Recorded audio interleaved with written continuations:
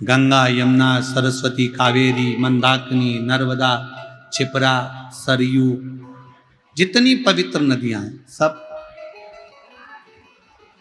क्या बात है? शंकर भगवान ने पूछा क्या चाहते हो? विदा कर दिया, तिलक कर दिया, विदाई लेकर जाओ तुम अपने अपने गांव। सारी नदियां हाथ जोड़कर खड़ी हो गई शंकर जी के सामने। हम नहीं जाए। मेरे भोले बाबा, जैसे आपने गंगा को अपने मस्तक पर रखा है,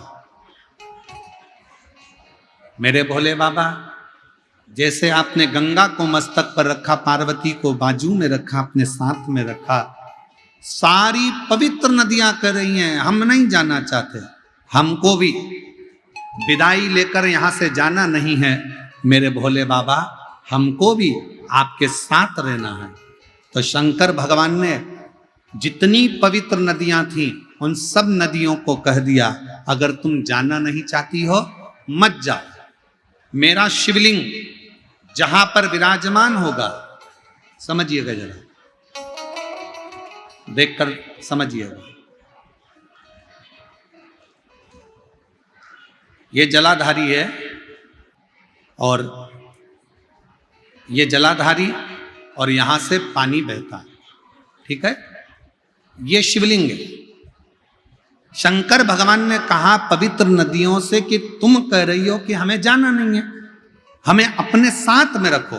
तो शंकर भगवान ने उनको वर दे दिया, मेरे शिवलिंग के ऊपर भाग से लेकर नीचे के भाग तक जो स्थान है उस स्थान पर सभी पृथ्वी की जितनी नदियां हैं उन सब का स्थान मेरे उस शिवलिंग के भाग पर विराजमान रहे।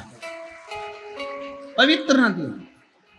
अब कई लोग कहते हैं गुरुजी शंकर जी पे जल चढ़ाकर पीने से बीमारियां चली जा रही है, शंकर जी पे जल चढ़ाकर आचमन करने से गठान गल जा रही है, ऐसा कैसे हो सकता है? उसका कारण केवल इतना है, जब हम शंकर भगवान पे जल चढ़ाते हैं, गंगा, यमुना, सरस्वती, कावेरी, नर्मदा, सब जल चढ़ाते से पूरी नदियों का जल उस जल में आ जाता है। पार्वती जी का हस्त कमल, जया, विषहरा, शामली, दौतली, सबका जल उसमें मिल जाता है। अशोक सुंदरी और गणेश कार्तिकेय का जल उसमें प्राप्त हो जाता है और जब हम जल का पान करते हैं तो हमारा रोग धीरे धीरे समाप्त हो जाता है। उस जल की पवित्रता का